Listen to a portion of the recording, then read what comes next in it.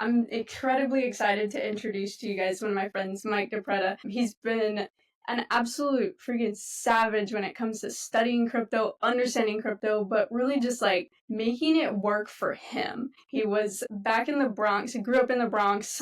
He was working 2 jobs, 70 hours, going to school, doing all these things, and finally heard about what crypto was. And the journey and the story that you guys are going to see as we have this conversation, I'm just excited because the way that Mike lights up when it comes to education, when it comes to really what you guys can do with this information, once you apply it. Don't miss that. Once you apply it, because you'll hear in his story, he didn't apply it for a little bit. And then when he finally did, it started actually making a difference in his life.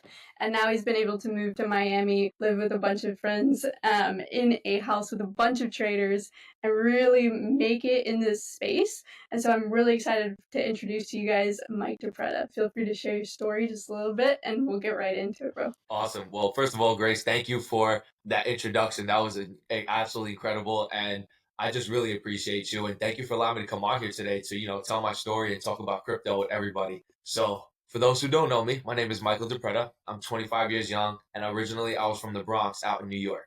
Now, growing up, all I knew was how to go to work, go to school, get good grades, go to college, get a degree, and work until you retire. That's all I was raised on. So that was my paradigm growing up. And I had a scarcity mindset because those around me had a scarcity mindset when it came to money and how to operate in the financial sector of their lives. So for me, it was very important from a young age that I discovered that working for the rest of your life was definitely something that I did not want to do. I wasn't afraid of the work itself. I just knew that my time was better spent somewhere else with my family, with the people around me that really care for me, and those that are really just, there for me when you need somebody to talk to, not even about anything else, just for somebody that, you need when things get tough sometimes. So, growing up, I realized that working all these jobs, I worked from a catering hall for 5 years, a lifeguard for 3 years. I worked at FedEx. I worked at Amazon. I worked at a tax firm.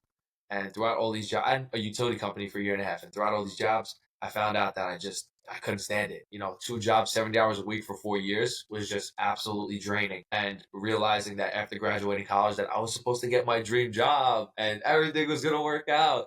Well, I'm not going to sit here and say I'm down on jobs. I never am. But I just realized that a lot of the places that I was working at and just seeing how people were that were older than me, like the expressions on some of their faces, I felt for them because I knew deep down inside that sometimes nobody wants to be where they're currently working or nobody wants to be in that facility because mentally they have so many things going on inside, but they can't express that so much because, different rules and regulations with where they work. So I do respect that as well. But working super hard, I dedicated my time to crypto. And I was first introduced to crypto back when I was working at the catering hall. And this is what really changed my life because I missed 2 bull runs. Like, I was introduced to crypto when Ethereum was $87, when Bitcoin was $1,000 at the time, when XRP was 2 cents, when Solana first came out, and I didn't do anything about it. I missed all of that opportunity. But working at that catering hall allowed me to get exposed to crypto for the first time. And a lot of people didn't know what crypto was and they called crypto a scam, but I always kept my eye on it because I knew that eventually maybe this space was legit, but I didn't have the information that I needed at the time. So if I did, it would have been different. Like I saw Litecoin at $20 before it hit that bull run and hit 300. I saw a lot of crazy price action. Fast forward, working these jobs, I put 70% of my checks, whatever I made, I put it into my investments because I knew that eventually my money would work for me, but I had to stay disciplined. And like you said, I had to have that discipline to just keep going and knowing that it wasn't an overnight thing, that it took time, right? And just knowing that the information works. In a year and a half, I was able to make 6 figures. I quit both my jobs. I left New York. I moved to Miami, Florida, where I currently am now. And I get to help other people do the same thing when it comes to their crypto portfolios and giving them that guidance that they need to carry on their investment journey forward. So freaking amazing, Mike. Every time I hear your story, I'm just like, you guys, there's so many things that happened in the process that people forget. They're like, or that they miss. And you had this discipline, you had these skill sets before. Where'd you learn some of those skill sets? Because you mentioned like grandma kind of taught you how to learn and like some of these little things that you might need as a foundation before you even we're able to actually put the pieces together and then implement the information. Absolutely. That was a great question. So I learned all my information and I really got the education and the knowledge from just my community, Alpha X Society. They were really able to put me into a system that allowed me to just understand the basics of crypto before even making my first investment. Everybody wants to invest in cryptocurrency, but they don't understand that security and privacy matter way more before just investing into a cryptocurrency. On top of that, owning crypto on what's known as a centralized exchange or keeping it there like a Coinbase, a Kraken, a crypto.com. Those platforms, your crypto's not safe. And a lot of people don't understand that it's held by one entity. So if that entity disobeys the law or they violate, let's say, SEC regulations, well, they can have even the FTC, the Federal Trade Commission, or SEC, Securities Exchange Commission. They can have both of those entities go after the entity, Coinbase, Kraken, or the centralized exchange platform, and they can shut them down. And if they shut them down and your money's on that exchange, you don't own your money anymore, right? Your cryptocurrency, you don't own it because not your keys, not your coins. If you don't own your private keys and your seed phrases for your cryptocurrency, those tokens are not yours. So what happens is when those centralized exchanges shut down, you lose your money. So understanding just security and privacy and knowing where to keep my crypto, how to store it properly, where to buy it and then send it to, what projects and different networks. I had to understand that before I even made my first investment or looked at a chart. I had to really get the foundations of everything before I could even look at anything else. Shout out Mike Sotero and Curtis Cobain. Those are both my mentors in the crypto space. And they really have taught me so much when it came to my foundation, the basics, understanding how to really maneuver in the space, and knowing even just the difference between a hot and a cold wallet, right? Like Ledger, like knowing how to keep your crypto safe and knowing where to keep it. Knowing what wallets are just for transactions and how hot wallets are still connected to the internet so people can potentially still hack you from the difference of a cold storage wallet like a Ledger where people can't hack your cryptocurrency, where it's stored securely and you have to physically give somebody permission to take your crypto. So even in a cyber attack, your crypto is protected because it's off the internet. It's stored offline. Exactly. There you go.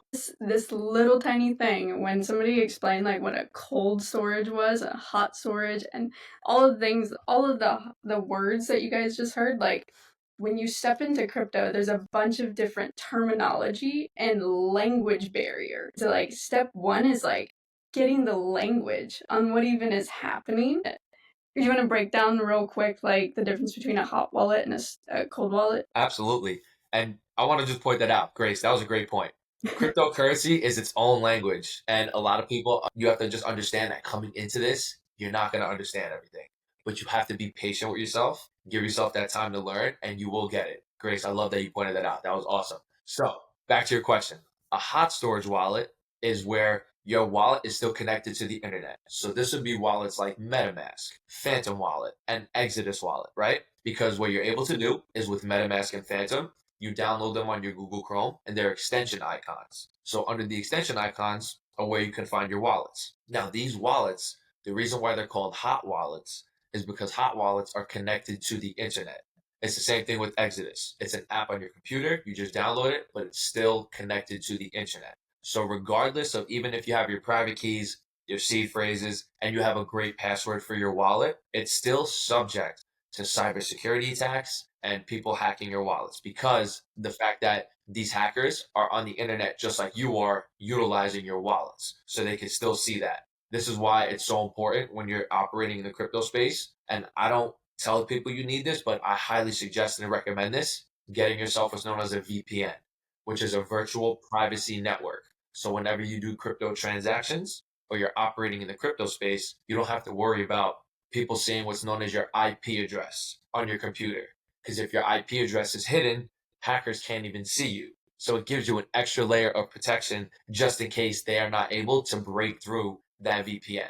And it's good to have that. And I love it because it just allows you to be secure and private when you're doing transactions in crypto. The world doesn't need to know what you're doing back and forth and just people online just snooping in your wallet. You don't want that in a hot wallet, and that can happen. Now, a cold storage wallet is the total opposite. Okay, with a cold storage wallet, which is that device that Grace showed you. Grace, you want to show them again? That device right there is what's known as a cold storage wallet. With a cold storage wallet, it's not connected to the internet, but what you do is you download an app on your computer, and through that app on your computer, you're able to maneuver crypto from your hot wallets, like your MetaMask, your Phantom, and your Exodus, and you're able to send that crypto directly to your ledger. Now, with your ledger, you're not going to connect anything to your ledger. You're not going to hook it up to any websites. You are not going to connect it to your centralized exchanges or your bank accounts. Your ledger is only meant to send money from one area to another.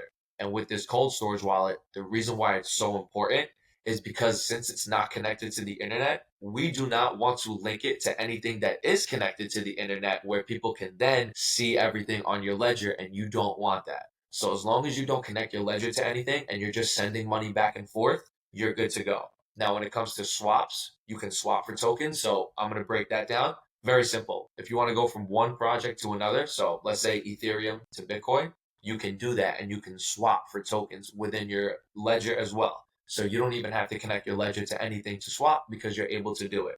Now, my recommendation is there are like certain platforms on Ledger that I wouldn't swap on just because you have to connect your Ledger device to the internet still. So I would recommend just using platforms in there like Chainlink, which is just their own exchange within Ledger, where you still keep that privacy. And the only way somebody can take your crypto on a Ledger is if you give them the permission to, because they can't even hack you in a cybersecurity attack. Even if the whole internet were to shut down, your crypto is safe on your ledger. They can't take it from you. I think that's one of the number one questions people always ask is like, is it really secure? Like, if it's the internet and the internet goes down and the power goes out, like, how the heck is this imaginary money on this thing? Like, how is that still good?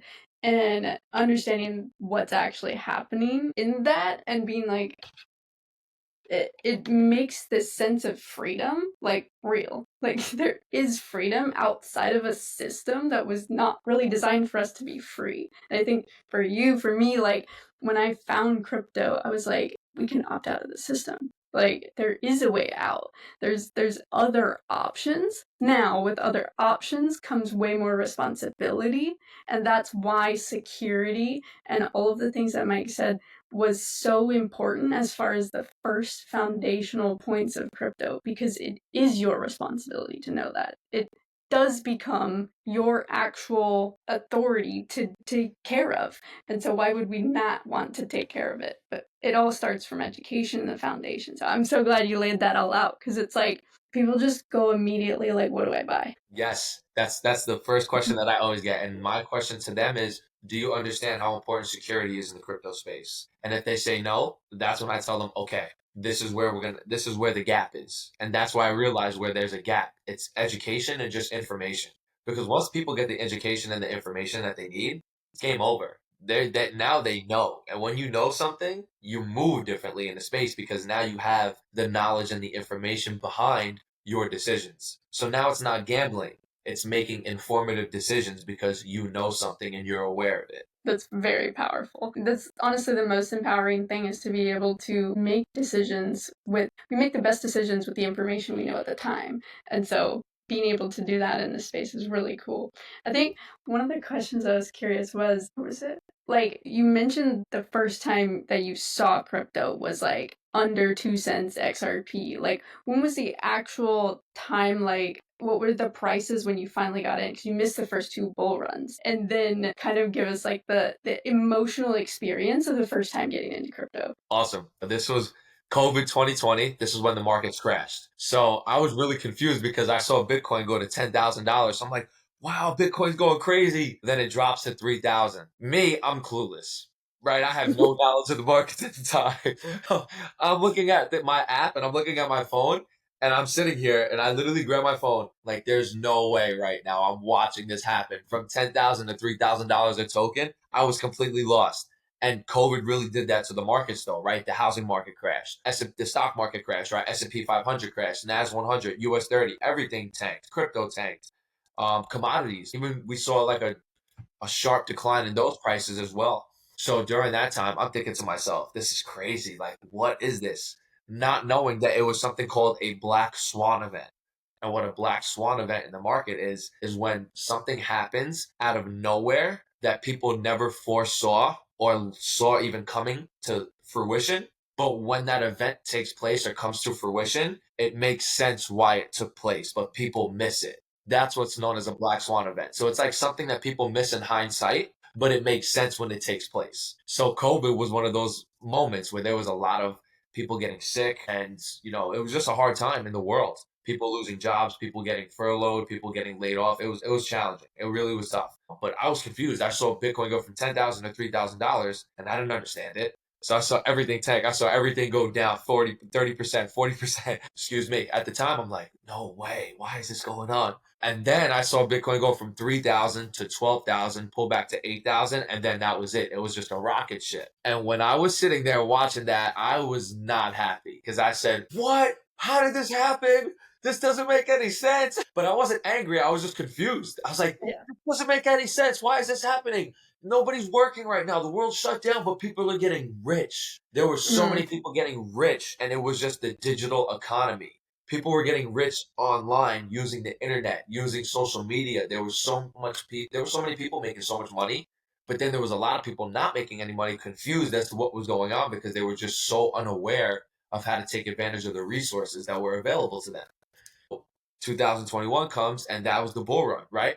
Now I'm looking at the markets and I'm talking to my friends at the time, like, yeah, we kind of get in. I'm one of those. I'm late. I'm so late to the party. It's not even funny. Like, I should have been buying Bitcoin at 3,000, should have been buying Ethereum at $87 a token. I should have been buying XRP at 2 cents a token. No, we were not buying crypto at those prices. I bought my first Bitcoin at like 50,000. Terrible. I bought like my first Ethereum at $2,200 in Ethereum. Terrible. I couldn't buy XRP because I was in New York. I was restricted, so I couldn't even have the opportunity to buy XRP.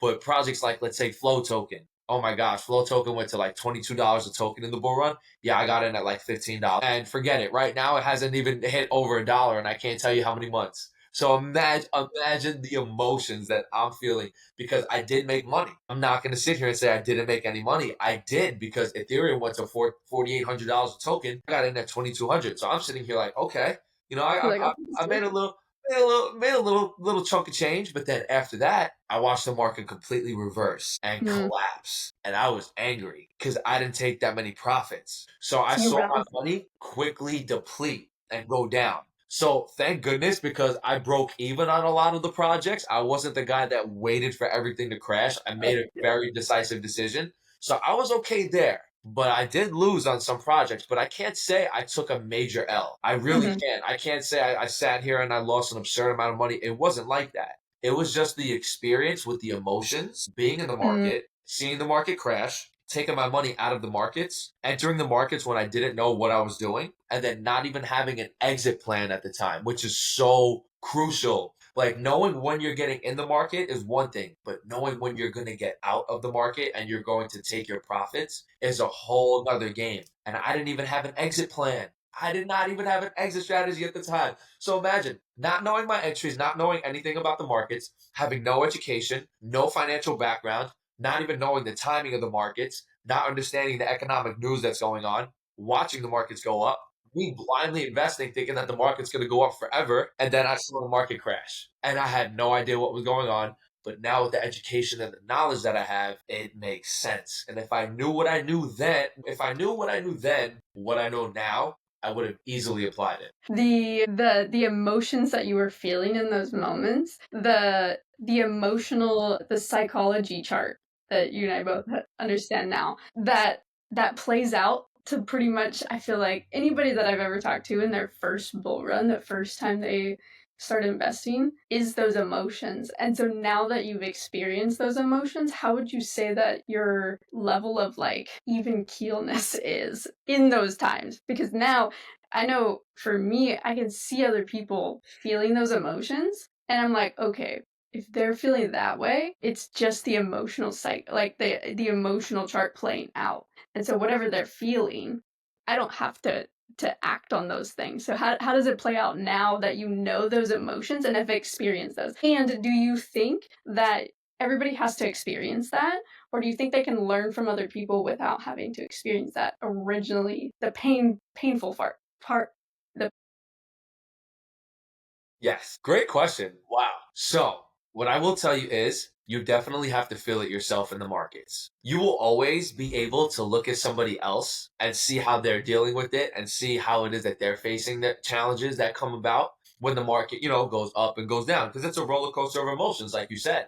So understanding that psychological chart, number one, is so key. But number two, also understanding that what goes up must come down and what goes down must come up, and knowing that there's certain key levels in the market that the market is going to retrace to is normal. Mhm. When you understand that, it just gives you, like you said, that even keel of peace. Like you literally just understand that when the markets go down and they hit those zones that you're targeting, you don't look at the market anymore in a way where you're angry, you're upset. You get excited to actually see the market go down in the red days. Like it's really a reverse psychological effect. It's literally reverse psychology, and understanding that was like my biggest breakthrough because I used to get excited when the green days, everything's up 13%, 15%, 20% in a day, right? Crypto goes crazy some days. But what I will say is this: I get excited now when I see crypto drop 20%, 25% in a day. Because I know that with my investment plan and my strategy, when my zones get hit or my targets or like prices in my zone, I know I'm Mhm. taking action right away because I have a plan. I'm not worried about my goodness, my money's down right now. I'm playing the long term game. So playing that long term game really gives you that advantage because you just understand that short term turbulence is nothing in the markets. You just understand that those things are just going to happen. That it's just a normal part of the journey. And when you understand that, it just makes this whole process so beautiful. Now, based on what you said, you can Yeah. learn from other people and you can learn from their emotions. I think you can absolutely do that. But for me, what I will say is that you can always learn more by experiencing it yourself and putting yourself in that situation to understand it. So cool. Truth, like for real, you have the if you bounced out. I don't know if you got kicked out. There we go. We're back. There we go. I think everything's still good on my end, so it's still recording. Okay, awesome. I Where think did I last leave off? Because my Wi-Fi just went in and out, and it was my side. It wasn't you. It was me. My Wi-Fi was I was shutting like, down. mine's already cut out twice today, so I was like, whatever. But I think we were at experiencing it emotional. Do you have to experience it yourself, or can you learn from other people? So you definitely can do both, but you learn a lot more learning yourself. When you're in the market and you're experiencing those emotions, you learn a lot more because you're putting yourself in that situation to understand what it feels like to be that person, right? They say if you want to become somebody new, you have to step into that version of yourself. So in order for you to really understand those emotions, you have to step into that position and step into that version of yourself in order to be able to really feel those emotions yourself and to really get a good understanding of that. Now, can you learn from other people? Absolutely. I've learned from my mentors and how emotionless they are when it comes to the markets. They have no emotions. They just look at it at the cold hard data. They look at the cold hard facts. They look at what the price is telling them on the charts. They don't listen to the news. They don't listen to the media.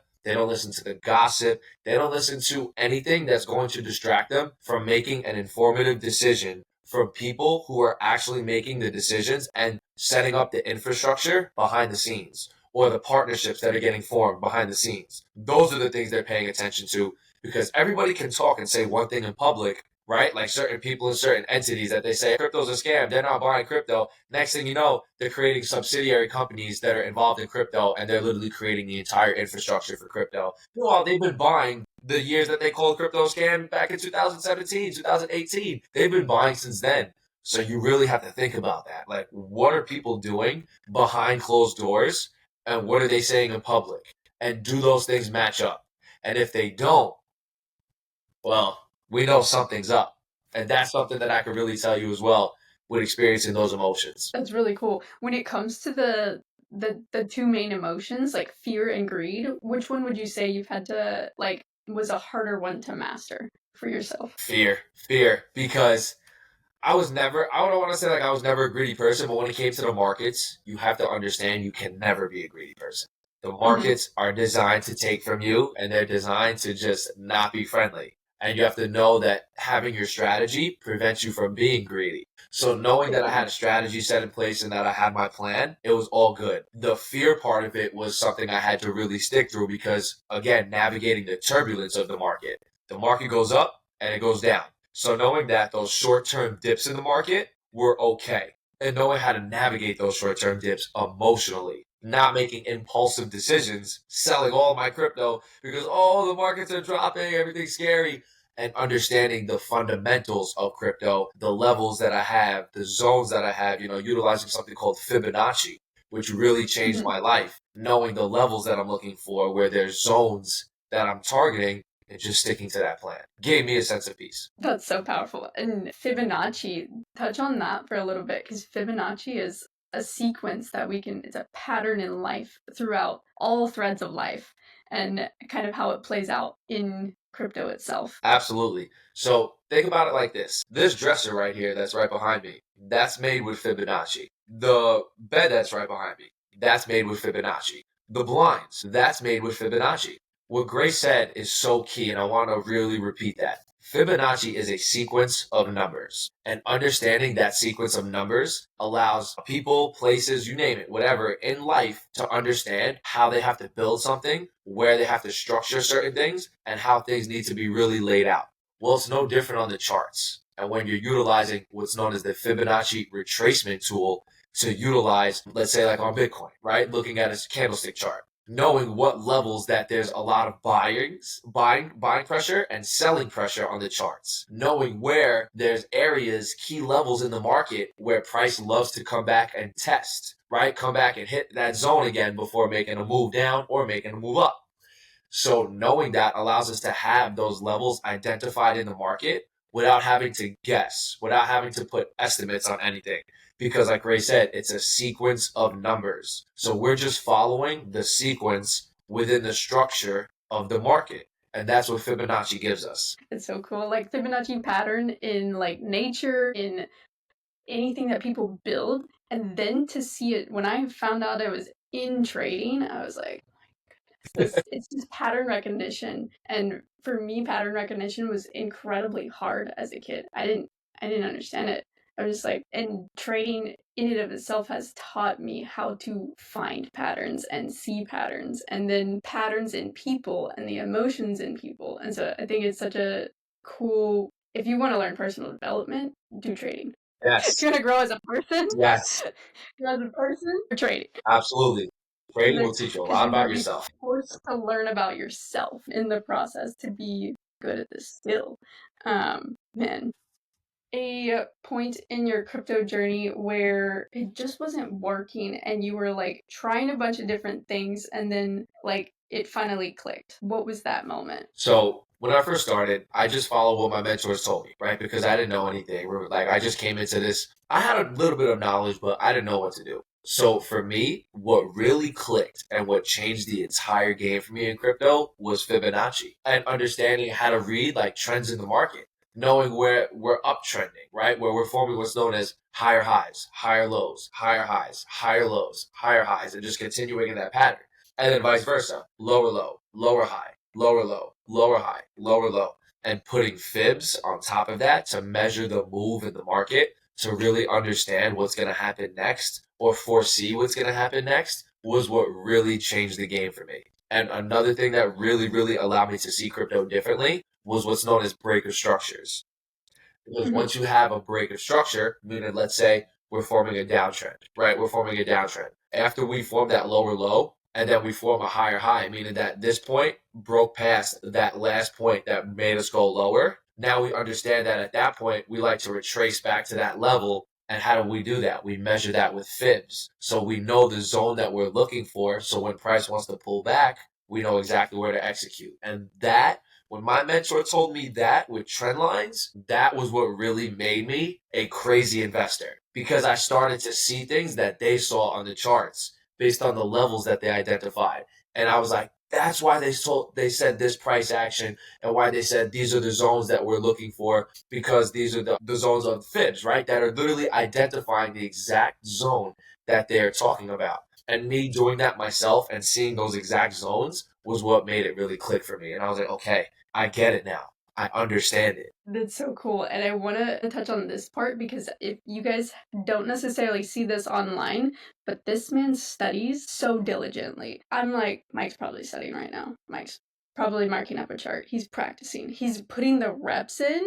And I want you to touch on like the reps because you can speak about this stuff now and because you've done it and you have the full cycle of like I've learned it, I've implemented it, I've done it, and now I can like basically do it in your sleep. You're unconsciously competent at this skill. And walk me through like what the reps look like for somebody that maybe doesn't have the ability to like have 80 hours on the charts every week. Like, how would you go about doing that? Wow, because I know you did it while you had 70-hour work weeks and things like that. Like, how did you go about putting the reps in, and what does that actually look like? Absolutely. So think about it like this. You're working from 8 a.m., right? Because I was working 2 jobs, 70 hours a week. So I'm really going to paint the picture for everybody right now. You wake up, I'm waking up at 6 a.m. every day, easily every day. Going to work, doing what I have to do, and then I'm going from one job to another. After I go from one job to another, at that point, I barely had any time, right? And I'm not saying that lightly. Like, I'm so serious when I say I sacrificed so much sleep, but it was worth it because I knew I would have to sacrifice that sleep throughout a longer duration of my life. So throughout that time, I would always say, you don't have to be on the charts 24/7. And that's something that I really had to understand, that you don't have to just monitor the charts all the time.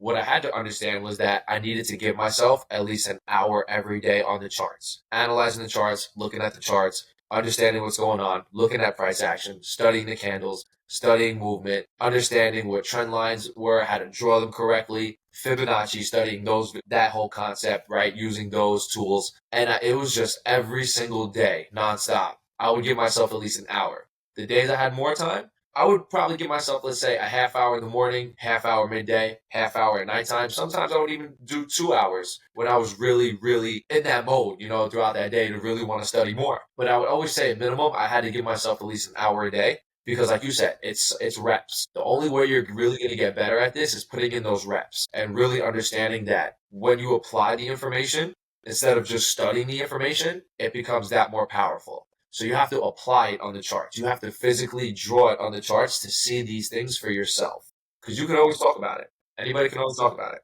But you want to be able to have that skill set where you can do it with your eyes closed. Where you're subconsciously competent. Basically, like it's in your subconscious. Like you know exactly what to do, how to do it. You don't even need to yes, you can go back to the videos and get those little nuggets that you miss here and there, but you just know how to do what it is that you know how to do because you've done it so many times. It's so cool because this is such a like I'm in my 20s. When I found this, I was in my 20s, and I was like, man, if there's anything that I'm going to spend time, energy, effort learning young, it would be this skill. Still to this day, I'm like, you upfront the energy and the effort at the beginning. You get as many reps in as possible, and then for the rest of your life, you have this skill. And so it never made sense to me when somebody's like, I don't have time. I'm like, you okay? Like, what do you say to like? Because you can obviously take your time learning the skill set, or you can just upfront learn it all right and get as many reps in. Because it really doesn't matter in this space how much time you spend. It matters how much quality time you spend doing the actual skill set. And I know you've obviously spent many countless hours and you've probably put your 10,000 hours into this skill set, but that skill set for the rest of your life you have. And so for you, it's a worthwhile trade-off to be able to do that in that time frame. And for somebody watching that maybe that's not your main focus, how would you go about doing it? Like, let's say they maybe have already made money in their life and they're just like, okay, I don't necessarily need this for like cash flow right now, but I want to start diversifying. Like, how would I go about? Because you and I know a lot of people in the creator economy where they have cash flow, they've got businesses from other things, and maybe they're looking to start playing bigger, putting things into diversifying to make it a better vehicle so that they can keep doing their main thing and crypto doesn't become a main thing. It's just a subset of their main thing. Because I see a lot of people that I don't want to do that because my main thing's my main thing, but this amplifies and multiplies it. So how would you go about doing that? Absolutely. For me, I would definitely say for those people, if you really want to diversify and you're looking to do something different, give yourself 2 hours a day just to learn about it at first. You definitely don't want to be the person to just invest into something or throw your money at things without having that knowledge. So I would tell that person, give yourself at least 2 hours a day, get this basic education, get your wallet set up, get everything just in order, get your security done. Don't make any investments right now. Just understand how the space works, what it is, what cryptocurrency really is, and how you can operate in this space. And once you really understand that and you have that foundation, then I would tell them, okay, Now that you do what it is that you do you understand that cryptocurrency allows you to multiply your money at a faster rate than you would at your job, at what it is that you do personally on the side? Like, it doesn't matter because that money that you make on the side, you can put that into crypto, keep that cash flow coming. You don't have to stop what you're doing, but as you have that cash flow coming in, you can then take that income, put it within your investments, and then allow crypto to multiply your money that much faster than you would just simply earning what it is that you earn year in, year out, year in and year out. And even if you up your earnings year by year, crypto will outpace what it is that you're able to make physically because that's how the multiplier in crypto works. We're starting to see some major multipliers right now Yes. in the given market. Uh, I love this space so much. There's so much innovation. There's so many new projects for somebody who doesn't understand the different, or like really what a project is, because it's nothing more than just a company. They found a problem in the marketplace and they solved it with a technology or a service or a product. And tell me maybe like two of your favorite projects right now. They're kind of like, wow, they solved a really cool problem in this space. Yes. So for me, the first project is Ethereum.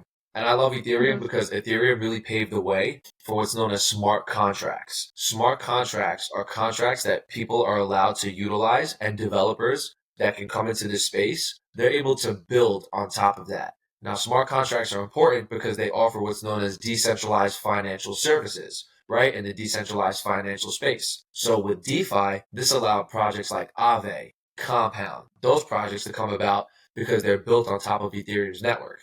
And what this allowed them to do is now have a space where people can earn interest, right? They can stake their tokens, which is just known as, think about it like putting money in a bond, right? You're earning money on top of your money over time.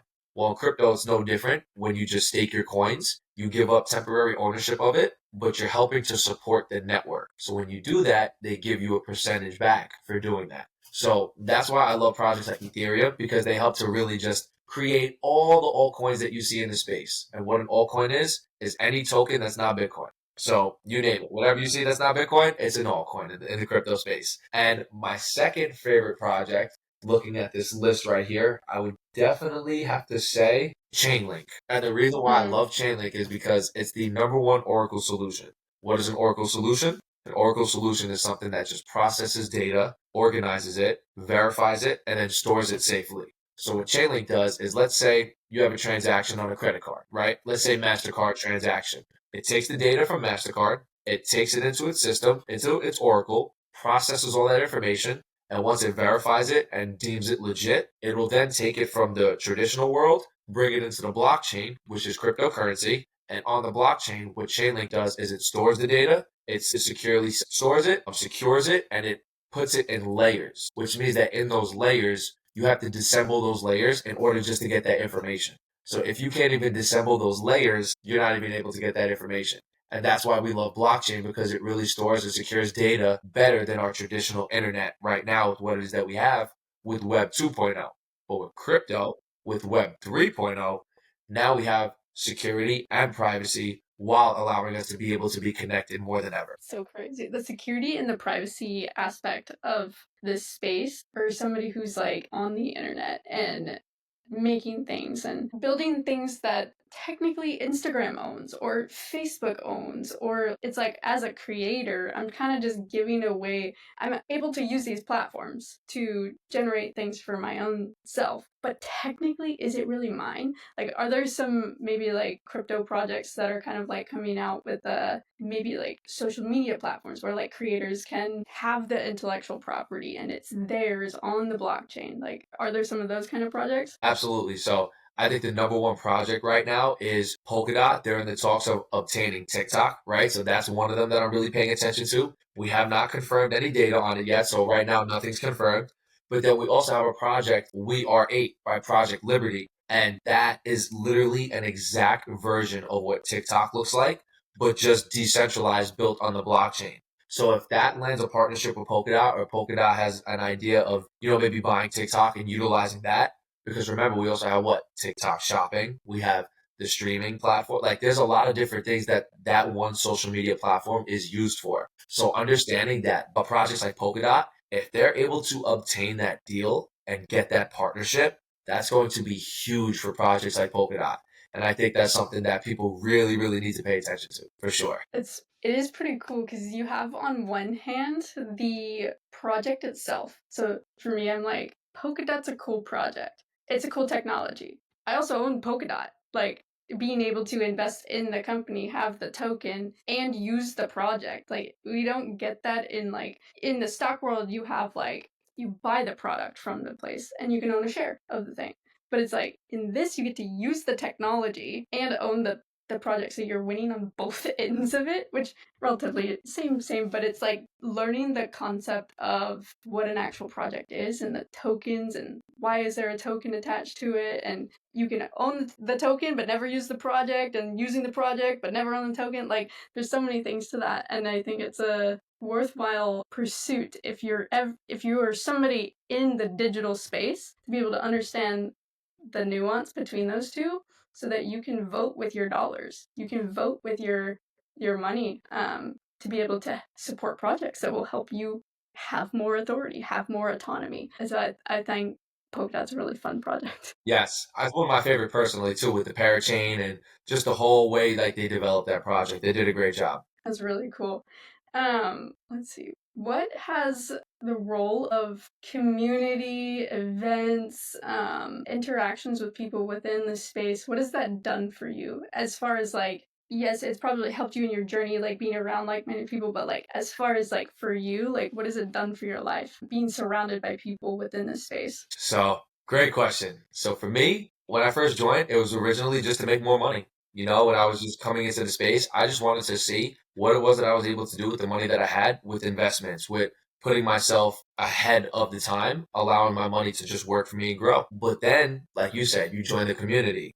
You start going to events. You start hanging around people that are having the same interests and that are like-minded like you. You start seeing that everybody really wants to win. You join a supportive community, everybody's always there to help you. So it really changed my perspective on everything, because I can definitely say at first I definitely joined because I wanted to make more money. But the reason why I'm still here is because of community and because of just the impact that you can have on somebody's life. Because so many people have had such a huge impact on my life, and knowing that and understanding that just gives me so much gratitude and so much joy in my heart to be able to do that for somebody else. And just having that feeling and just knowing that you could potentially take somebody from probably one of the darkest places of their lives and bring them to one of the greatest places of their lives, that person will never forget you, and that person will forever be grateful for you.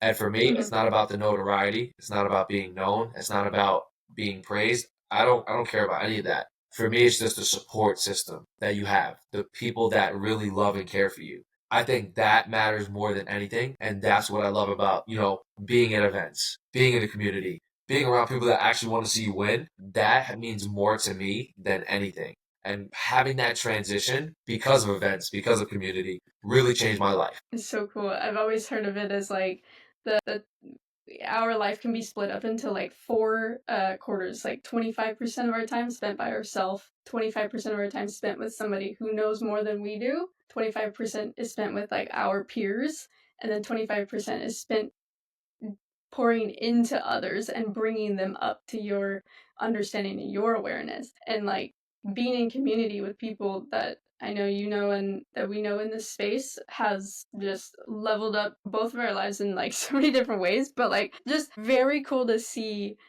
the that everybody can win. Like it doesn't matter how you go about doing it, everybody genuinely is like, I want to see you win in this space, and crypto brings that fun energy because it's new. I don't know if it's because it's new or if it's because it's like, no, really, you can win however you choose to win in the space. Like, I don't care if you get into NFTs, if you master one crypto project, if you own a certain percentage of the supply, like, you can win in so many different lanes in this space. You just have to stick around long enough to, like, find your lane in the space. That's all it is. And, and you do that by staying around community and, um, continually learning and things like that. What do you see like evolving in this space that maybe people haven't really thought about yet? So I think one of the biggest things right now is like being able to earn cryptocurrency and earn passive income in video games. And I think people haven't ETA. caught on to that yet too much. So I saw a video the other day and they previewed GTA 6. They didn't preview the game, but they showed something based on the game. And what they were talking about is how Rockstar Games had a delay to their game because it was supposed to drop and they Mhm. delayed the release date. So I'm thinking to myself, okay, they delayed the release date of the game. They know crypto's hot right now, but they've been working on this game for so long. So I'm like, there's something up that we don't know that they're looking to do. But people like yourself and myself, we're well aware of this. I Mhm. believe in GTA, you will be able to earn money through NFTs, through skins in the game, through characters, whatever it is, maybe like the hot rods, property, right? Any cars, any motorcycles, whatever it is in the game, right? And you'll be able to earn money based off of those skins, having like the most valuable skins and then just regular valued skins, whatever it is, right? But I also think you'll be able to earn money in the form of cryptocurrency through passive income by owning businesses, by owning restaurants, by owning commercial and residential real estate. Excuse me. So I'm thinking about that and I'm like, okay, if this is what I think this really is, this is going to go crazy. Like imagine Mhm. trading in the game, whipping out your cell phone and seeing a chart on the game, making money on a trade on the game. That's This is right. where my mind's going because this is where I'm looking at the future and I'm thinking about it and I'm like, there's no way. There's no way. So when I saw that video and they were saying how they want to incorporate crypto in the game, my eyes lit up because I'm like, wow. My mentors have been telling me this since 2023. It is now 2025. They have been talking about this for a very long time before I even had great knowledge in crypto. So hearing that, I was confused already, but now having that full circle moment and seeing that, I see the innovation. I see the future now. I see where they're going with this when it comes to how they're going to implement crypto in video games, right? And that's just one way to earn in crypto. I Yep. believe that they're also going to, in our bank account soon, you're going to see cryptocurrency services where you're going to be able Mhm. to see stablecoin, which is what? The US dollar just in cryptocurrency. So what that means for whoever doesn't know is a stablecoin, whatever you put into it, it equals that and it doesn't go up or down in price. It stays the exact same amount because it's a safe way to park or store your money within crypto. So think of it like your bank account. Whatever money that you have in there, it's no different if your money is in USDC, which is a stable coin in the cryptocurrency space. So I believe that soon we're going to start to see stable coins on our credit cards, stable coin in our bank accounts, and we're going to be able to transfer from fiat currency to stable coin when you have to pay for certain things within cryptocurrency within a matter of seconds. I believe that we're going to have Apple Pay services also being able to have tap to pay. Like you go to a deli and you want, or any store, any supermarket, tap to pay to buy something. I believe you're going to be able to utilize stablecoin in order to get that done as well. So there's a lot of great things I believe coming towards the future when it comes to crypto. It is cool to see because I think there was a card from a different it was a Mastercard recently in different countries and things like Italy, Albania, some of Yes, those. I saw that in Europe, correct. Yeah, like the European countries. Like if Apple's partnered with Mastercard and Mastercard then partners with USDC, now there's a connection, and the entire world has iPhones. Like we're talking about like infrastructure, technology, and users' ability to actually utilize this stuff, which is why I think is a really cool time and space because everybody has an iPhone or an Android or whatever it is. People use these things already. So the ability to just turn a switch on and start utilizing this, I think people are actually going to start using crypto and not even knowing it. Yes, They're probably gonna they won't have their private keys, which they won't be decentralized, they won't have the understanding or the awareness, but they'll at least be utilizing it. And then they'll slowly start to realize that the bank still has the control. How do I get the control back? So that's everything we've talked about is like this space was created for us to have autonomy and freedom and be able to do things with the permissionless way of operating, which isn't a thing in fiat currency. Like I have to talk to a bank has to do this, blah blah blah. If I want to send, oh my goodness, I was trying to get euros, and it was the hardest process ever. All the ATMs that I was around in Germany were like they were broken, and then I was trying to get euros, and then the little services things weren't connecting to my bank, and I was just like, this is a nightmare. If this guy who I was trying to pay back for a ticket, knew how to use crypto, done in 2 seconds. We would have been done, and it wouldn't have taken any time. And it's like, this information speeds up and solves problems. And so I think it's a really fun space to be in. It's also, I really do think people are going to start using it and not know that they're using it. Yes, I want to say 3 things based off of what you said because I love the points you made. One, it solved the problem with people who are unbanked in countries in this world. Cryptocurrency gives people access to money because as long as you have Wi-Fi or an internet connection, you can be able to utilize cryptocurrency and have access to wealth. Because there's certain countries in the world that don't even have a fiat currency system, but gives everybody the opportunity to wealth. The second thing is borderless permissions. I don't need to go to a bank or to a middleman, right? A party to say, hey, I want to do this. I don't have to do that, initiate a transaction, wait, like Grace mentioned, in certain times, 10 days, 20 days for certain things to happen, or be in Europe where the ATMs are broken and you can't even exchange your money for your US dollars for euros. So it's like, okay, what do you do from there? Crypto solves that problem because even if you wanted to go to a bank and sometimes, let's say, you wanted to take out a certain amount of money, you're not even able to because that one bank location may not even have the money you're requesting. So they don't even have the physical cash that you're requesting to take out of that bank. So you're going to have to wait 20 days, 25 days just for them to get the money together to then bring to you, which to me is crazy.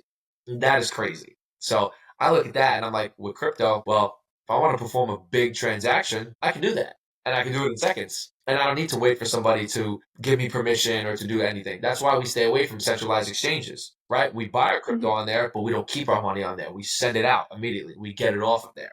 But when you have it in your wallets, right, your hot wallets, or you have it in your ledger, you have full control and full authority.